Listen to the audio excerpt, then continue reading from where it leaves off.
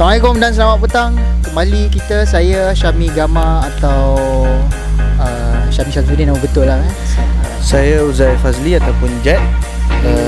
Kita akan teruskan untuk episod yang seterusnya. Okay guys.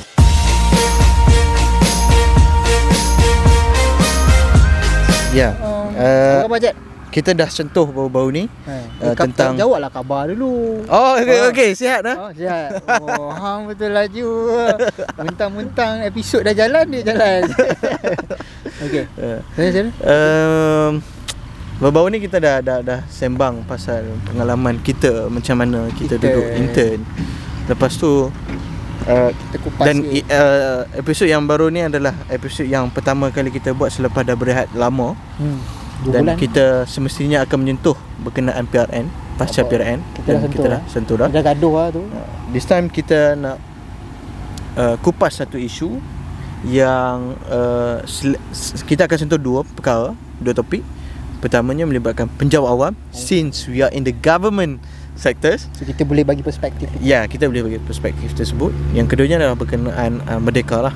Alright. Merdeka. So kalau dari sudut penjawat awam, topik yang kita nak sentuh adalah berkenaan yang Ilham Center pernah keluarkan satu statement ataupun artikel baru-baru ni yang dia mengatakan bahawa penjawat awam masih sokong Perikatan Nasional kerana tersinggung sikap kerajaan kini. Dan kajian ini dibuat melibatkan 200 penjawat awam. Dan daripada angka tersebut, Ilham Center menyatakan lebih 90% menyokong Perikatan Nasional. Berapa peratus? 90% daripada 200 yang ditemu buat. Maknanya mereka masih selesa dengan pentadbiran Muhyiddin Yassin berbanding dengan Malaysia Madani ataupun bawah pentadbiran Datuk Seri Anwar Ibrahim lah. Dan selain daripada itu juga, Ilham Center menyatakan bahawa penjawat awam tersinggung dengan tindakan kepimpinan kini yang seolah-olah menyalahkan golongan itu dalam aspek rasuah. Naratif yang dibawa. Maknanya tak sure lah, tapi ada yang membangkitkan bahawa apabila PM dia nak hentikan budaya rasuah ni, ada yang membangkitkan sentimen yang menyatakan bahawa penjawat awam tak boleh nak buat di tepi dah. Tak boleh nak buat projek ni, projek tu dan sebagainya. Itu salah satu faktor. Selain daripada itu juga, penjawat awam sendiri tak memahami konsep Malaysia Madani. Komen Syami? Pandai lah bagi macam tu kan. Episode sebelum ni. Okay, first of all, saya ada pengalaman lah dengan Ilham Center ni, which is saya pernah bekerjasama dengan kawan-kawan. So kita kena faham kajian yang dibuat oleh Ilham Center ni, dia berbentuk kajian tatapan temu bual. Means diorang tak bergantung kepada kuantitatif. It's not about number berapa orang yang dia ambil survey, tapi dia berbentuk kualitatif. So dia pergi, macam kita berbual ni, so dia tanya penjawat awam tu. So macam saya baca artikel ni balik, 60 orang, maksudnya pengarah Ilham Center ni, pengarah Ilham Center ni bertanya kepada 60 orang penjawat awam sendiri. Dia sendiri terlibat dengan temu bual ni. Dan saya nak kata macam ni lah. Number one is about dichotomy, isu dichotomy. Kerajaan penjawat awam sebenarnya, kalau nak kata dia tak dapat memisahkan diri dia daripada parti politik tu, itu tipu lah. Kita kena deny dulu benda tu. Sebab tapi ni sebelum nak menjawab isu tu lah kan, sebab nanti ada orang akan nampak perspektif bahawa penjawat awam ni dia akan side kepada satu pihak je. Jadi sebenarnya berdasarkan kajian ni, dia dah menunjukkan bahawa penjawat awam dia bukan sahaja menyokong parti yang akan jadi kerajaan pada ketika ini. Dia akan menyokong mana-mana parti yang dia rasa memihak kepada dia. That's number one. Jadi dia dapat memisahkan diri dia daripada kerajaan. Bagi saya, it is a good sign, Jet. Sebab dulu kalau kita tengok waktu zaman pentadbiran Barisan Nasional, kita kata kalau penjawat awam ni apa? Fixed deposit lah. Kalau kat Putrajaya tu ada seorang tu dia akan jadi ahli parlimen. Confirm. Dia fixed deposit. Penjawat awam, tentera, polis, ni yang kotak undi awal ni lah, memang menyokong kerajaan. But now it's different. Kerajaan, penjawat awam sekarang dia dah they have the right to know, to say no to the government, to the party that govern our nation. So itu berita baik. Berita yang tak baiknya adalah apabila yang Jack kata tadi lah, bila pentadbiran kita menyalahkan penjawat awam. Yes, kita penjawat awam ni manusia, bukan robot. So bila dia kata penjawat awam ni tak dapat buat duit tepi, penjawat awam ni terlibat dengan rasuah dan sebagainya, lepas tu ada pula yang kata penjawat awam ni terlibat dengan deep state, cuba untuk menjatuhkan kerajaan secara dalaman, sabotaj lah pentadbiran. Bagi saya ini kata-kata orang politik yang tak nampak dan yang tak pernah masuk dalam struktur pentadbiran. Kita sekarang dalam intern, kita faham lah macam mana kan. So saya bagi perspektif satu je lah.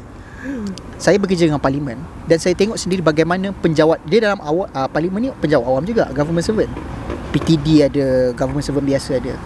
The way they critique politician, the way they critique minister, menteri dan sebagainya, sangat profesional je. Saya pun rasa macam aku belajar sains politik pun aku rasa aku kritik ni secara tak betul. Maksudnya sangat bias. Dia orang kritik, kalau dia kata menteri tu lah kan, dia buat satu polisi ni kan, dia kritik satu-satu. Patutnya dia kena buat macam ni, patutnya buat macam ni. Kita ambil isu yang senang lah isu GST. Macam mana dia orang kritik adalah, dia kata yes, GST is a good one, tapi kenapa Kerajaan Pakatan Harapan waktu 1.0 salah, bukan salah, maksudnya terus buat hapuskan benda tu. So patutnya dia kena gradually, dia jangan, itulah dia kata sebab ni populis. So benda ni sebenarnya boleh menambah keuntungan kepada kerajaan. Dan sekarang apa jadinya? Ada ura-ura kata nak buat baik semula GST tu. So dia kritik berdasarkan a very clear and substantive. Ini penjawat pegawai-pegawai tertinggi ni. So bila saya tengok saya macam tak mungkin, saya kata dia orang nak buat deep state dah.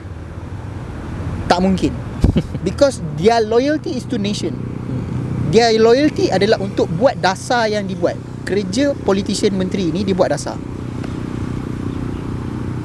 The line is very clear je. Tak boleh nak kata tu. So orang-orang parti ni jangan terlalu ni lah. Sebab bila dia terlalu ni, inilah jadinya. Inilah itulah luahan hati seorang pejabat. Aku sebenarnya bersetuju dengan apa yang Syami sentuh tadi.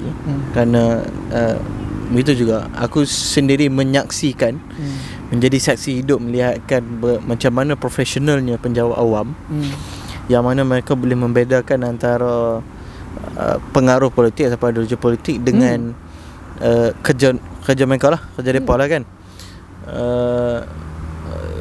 Cumanya sedikit orang kata nak beri ingatan yang kita sendiri pernah bincang pun sebelum ni, Syami, berkenaan dengan dikotomi politik, yang mana seorang badan pelaksana ataupun penjawat awam itu, dia sendiri kena being professional, yang mana dia boleh meletakkan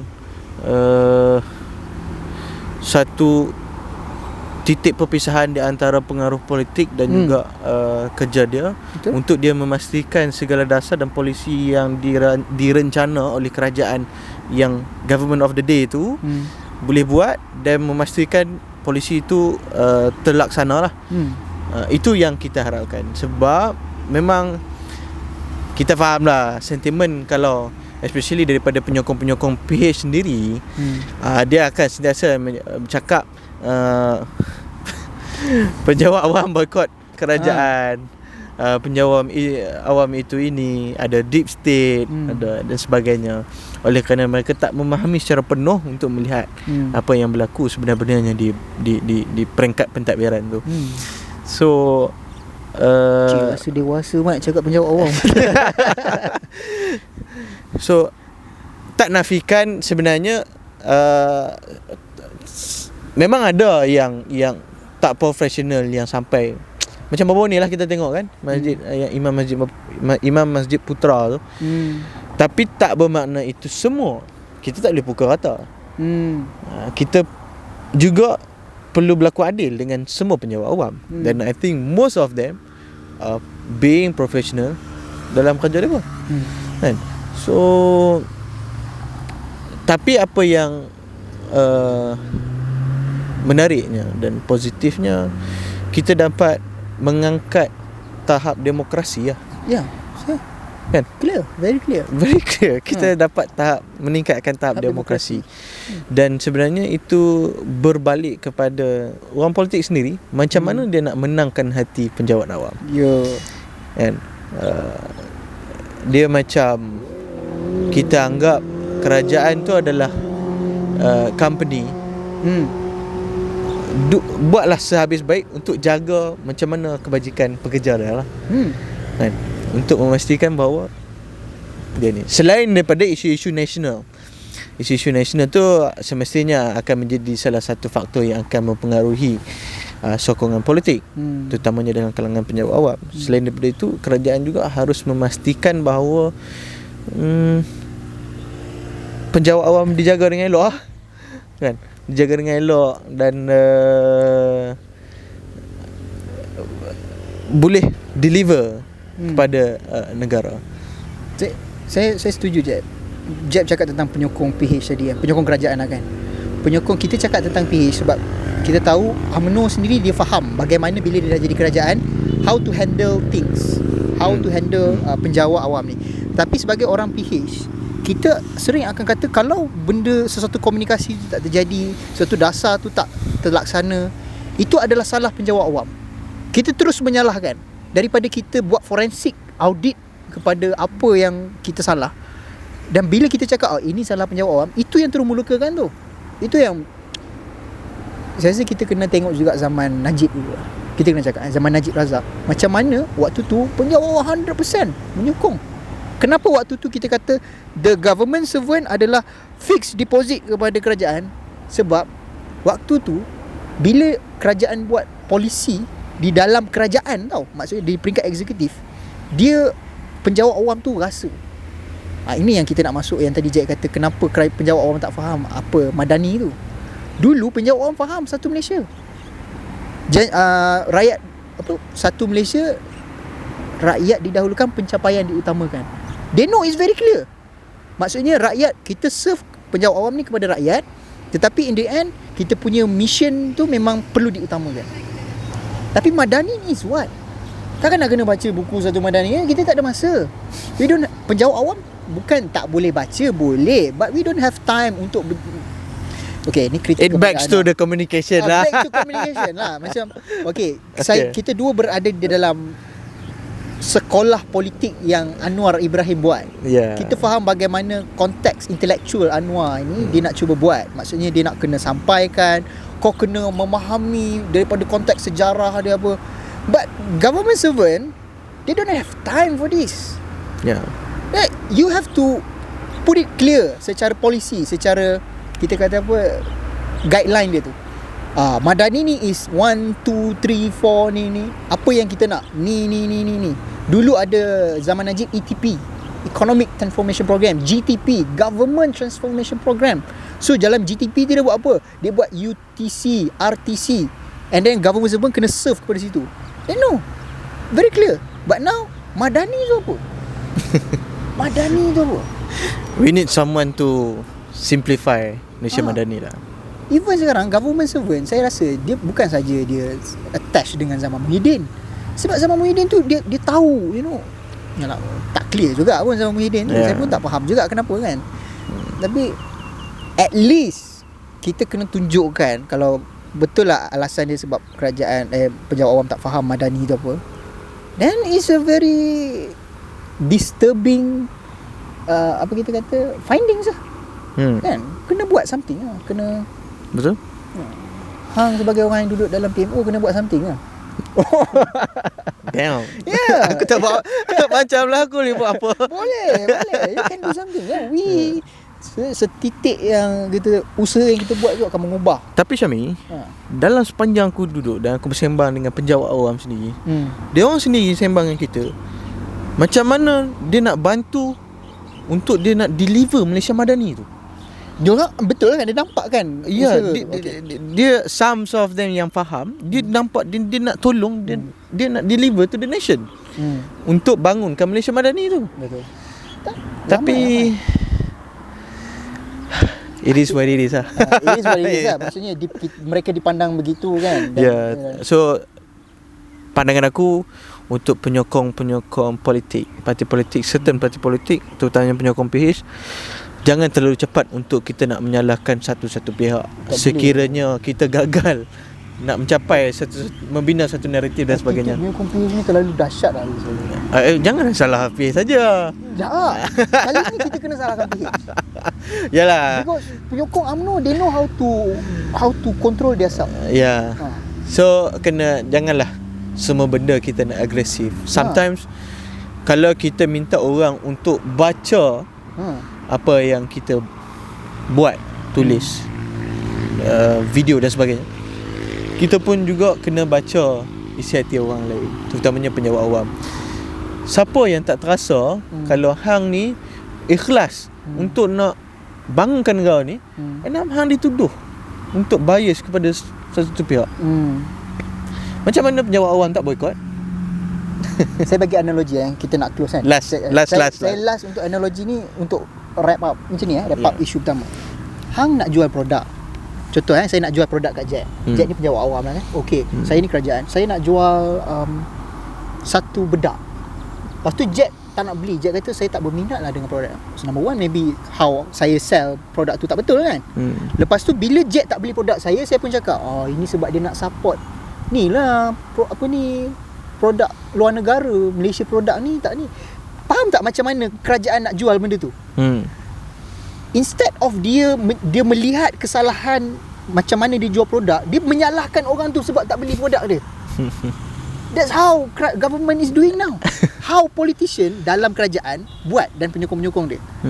Sekarang ni kita kena fokus macam mana nak memujuk. Contoh dia nak beli produk bedak. Okey, bedak ni kita kena tengok produk di luar negara tu bagus, tak ada salah pun buatan Thailand apa tu, tapi cuba utamakan produk kita punya ni. Buat R&D ni lama tau. Kita buat bedak ni, kita collab juga dengan negara tu, dan dia orang bagi transfer of ingredient kepada kita, then orang akan at least terbuka hatilah nak memujuk. Simple analogy. Ini kita jadi ofensif sebab kau tak beli produk saya, kata ini sebab dia nak support projek luar produk luar negara lah ni. Okey, saya rasa tu lah. Senang cerita, be fair. Okay. Be fair. Yes, be fair. Alright. So isu pertama dah habis. Cukup. Ngam-ngam 50 minit. Okey, kita nak tengok isu yang kedua. Ya. Isu tentang logo sambutan Hari Kemerdekaan. Kita dah nak beberapa hari ni, kita rekod hari Ahad. Hari Khamis kita akan menyambut Hari Kemerdekaan kita yang ke 66. Betul Ya. Ya. Ingat 66 dia kata. If I'm not mistaken lah. 66. Betul kan? Okey. Dan sepatutnya minggu ni dan bulan ni menjadi satu bulan di mana kita bangga menyebut nama Malaysia, mengibarkan bendera Jalur Gemilang dan sebagainya lah. Maksudnya every activity is about patriotism. Dan tak sepatutnya menjadi satu isu politik. It's not about political. It's National Day kan? National Day. Maksudnya semua parti kena berada di bawah satu panji Jalur Gemilang. Tak kisahlah panji ke logo ke. Logo tu dibuat untuk menyatukan kita. Tetapi kita ada mendengar sendiri, time ni kita bantai PM sikit lah. Time ni I'm being fair. Benda ni salah kepada pembangkang Perikatan Nasional lah. Kenapa tiba-tiba dia nak buat logo yang berbeza yang dibuat oleh pengumuman oleh Ketua Pemuda Perikatan Nasional ni, YB Fadli Syahrir ni? Saya sangat pandang tinggi kepada dia. Maksudnya dia dah lead Pemuda Perikatan Nasional ni. But in the end dia buat benda ni, tiba-tiba dia kata kita pemuda akan menggunakan logo ni untuk setiap sambutan yang kita akan buat lah daripada sambutan Hari Kebangsaan. Dan dia juga menggesa untuk negeri-negeri di bawah Perikatan Nasional untuk guna logo yang diorang dah buat sendiri. Okay, just to be, sebelum saya throw kepada Jad, ya betul, Pakatan Rakyat dulu zaman 2013, 2012 pernah buat benda yang sama, which is zaman tu Pakatan Rakyat lah ada logo sendiri sebab waktu tu logo Malaysia sangat satu Malaysia janji ditepati tu. So sangat political lah. Alasannya sangat political, so kita buat logo baru. Tapi zaman dah berubah kan. Kenapa we have to act benda yang sama? Saya macam tu lah. Benda dah lepas, kita lepas. So we have to focus on the new things lah. Dan saya tak nampak pun salah logo yang baru ni. Jadi nampak lah jiwa besar jiwa Tak lain lah dia letak kat situ logo gambar Anwar Ibrahim ke. Madani je pun. Madani is not political things. Jack rasa macam mana? Just early commentary. My honest comment untuk isu ni adalah, bagi aku benda ni, tema dan logo itu adalah satu benda yang subjektif. Okay. Dia bergantung kepada kita macam mana kita nak melihat benda tu. Macam kita nak interpret lah. Ya. Contohnya tekad perpaduan penuhi harapan. Kalau hang seorang yang 24 jam fikir pasal politik saja, fikir pasal parti hang saja, Piang habis lah tengok. hang akan nampak benda ni memang politik lah. Especially bila kita ada perkataan perpaduan, ada perkataan harapan. Pada hakikatnya, kalaulah hang cuba kata berehat sejenak, kan, berehat sejenak dan keluar sekejap daripada kepompong politik yang all the time 24 hours politik, hang akan fikir harapan, perkataan hope. Baik apa perkataan tu? It's a neutral word. Perpaduan. Baik apa? Kita nak menyatu padukan ke semua kaum, ke semua bangsa, semua agama yang kita duduk di bawah satu negara, satu panji, which is Malaysia. Dan kita nak bangunkan balik Malaysia, nak menyatu padukan semua tu, membina satu harapan. Apa yang masalah? Tak ada isu pun sebenarnya. Betul. Macam aku cakap, benda tu subjektif lah. Kalau hang rasa hang seorang yang berjiwa besar, tak ada masalah. Dan aku nak puji sedikit lah, daripada tiga-tiga buah negeri PN, semuanya sambut baik untuk menggunakan logo, tema dan juga logo Alhamdulillah. Kerajaan Perpaduan. Bersyukurlah sebab mereka berjiwa besar untuk menerima benda tu. So pemuda dia je lah nakal sikit. Biasalah pemuda. So pemuda nakal. So bagi aku benda ni not a big issue pun sebenarnya. Dan kita tak perlu, jangan ingat semua benda untuk dibenarkan untuk kita politikkan. Sometimes ada masa untuk kita berehat sebentar, untuk kita satu padu. Kan? Tak gambar. So bagi aku benda ni tak perlu diperbesarkan. Ya, sebab in the first place saya dengar berita ni pun saya rasa macam, what? Kenapa tak boleh kau nak berhenti berpolitik for a month? 1 bulan je. Maksudnya kau jangan politikkan satu isu tu. Even dulu pun saya rasa kita tak banyak politik berkenaan bila bulan kebangsaan ni. Bila bulan kebangsaan ni, kita kena menjiwai sejarah 1957 tu, sebelum tu. Sambutan Hari Kemerdekaan, dia represent bagaimana negara Malaysia tu terbentuk. Our four founding fathers membentuk tu. So dia tak akan mengingatkan pun kepada kerajaan ni. Bagi saya lah, kalau saya tengok zaman Najib dulu pun, saya praise of Najib. Kita tak pandang pun siapa Najib tu, tapi kita tengok bagaimana lagu tu dia menaikkan semangat patriotik kemerdekaan kita. Dulu dia ada lagu Kita Satu Bangsa, Kita Satu Negara, kan. Sampai sekarang aku ingat. You know, benda tu something good lah. Maksudnya dia ingatkan kita bahawa kita kena unite walaupun kita berbeza. Kita kena bersatu walaupun kita berbeza. Engkau daripada utara ke selatan, timur dan barat, ku jejaki. Itu lagu tu, kan. Itu semua tentang bagaimana kita nak mencintai negara kita. Dia takkan pun kita kata, oh kalau kita tengok logo ni, kita akan cinta kepada parti tu. Kok mana saya kata, bila hang kata logo nampak logo Fries Madani tu. Fries Madani, cantik logo tu. Since KJ cakap macam tu, aku pun dah nampak macam tu. Dia pointed out something, elephant in the room, kan. So cantik lah, tak ada masalah pun. Dia logo kerajaan kat situ. And then benda tu, there's nothing wrong. Yalah, sebab macam dulu pun, waktu aku tak nak sentuh yang Muhyiddin dengan Ismail Sabri sebab memang tak rasa apa. Sekejap. Najib Razak, dulu aku duk nyanyi juga lagu Kita Satu Bangsa, Satu Negara apa semua. Benda tu tak mengurangkan sokongan aku kepada Pakatan Rakyat pada ketika itu. Betul lah. Kan? Itu just kita satu Malaysia. Satu Malaysia. We proud. Kita buat sambutan Hari Kemerdekaan, we proud. But that doesn't put us, tak letakkan kita untuk kita kita kena cinta kepada Najib Razak. Tak ada. Itu pandangan masing-masing lah kan. Pandai-pandai lah. Subjektif lah. Subjektif benda tu. So saya kata benda ni childish. Kebudak-budakan. Politik yang dibawa ini adalah politik yang kita dah tengok. Pilihan raya ni dah memisahkan kita, dah polarize. Ya, Dia betul. bawa lagi isu ni lagi membelah kita punya masyarakat. Betul. Childish, stupid. Orang kata, ini ada orang kata tapi dulu sama je. Dulu PKR pun ada dalam Pakatan Rakyat buat benda sama. Benda dah lepas, tak payahlah buat. Zaman Perikatan Nasional ada ke Pakatan Harapan buat logo berbeza? Tapi tu pun kalau dulu buat pun tak adalah memecahkan sampai macam sekarang. Betul tak? Sekarang nampak sangat orang kata. Di dalam zaman getir lah. Aku nak petik kata-kata Wak Jahid. Wah, sekarang Dia ni gila ke apa? Aku memang kelakar gila dengar Wak Jahid. spontaneous reaction dia kan. Dia ni gila ke apa? Hari Merdeka kot. So jangan politik lah. Jangan mempolitikkan isu ni lah. Sebab hari kemerdekaan ni kan, kemerdekaan kita ada masa ni. Instead of dia sebagai seorang ahli parlimen yang bergelumang dengan debat polisi, selain daripada duduk bincang pasal tema dan logo kebangsaan, baik lagi lah dia nilai dan menjadi seimbang terhadap segala polisi yang kerajaan buat. Contohnya dasar gaji progresif, naratif ekonomi badani, semua tu nak komen hang komen. Tak dengar. Dia buat logo ni macam dia ingat dia tak ada kerja lain lah. Dia ada banyak lagi kerja dia kena buat, betul. Betul.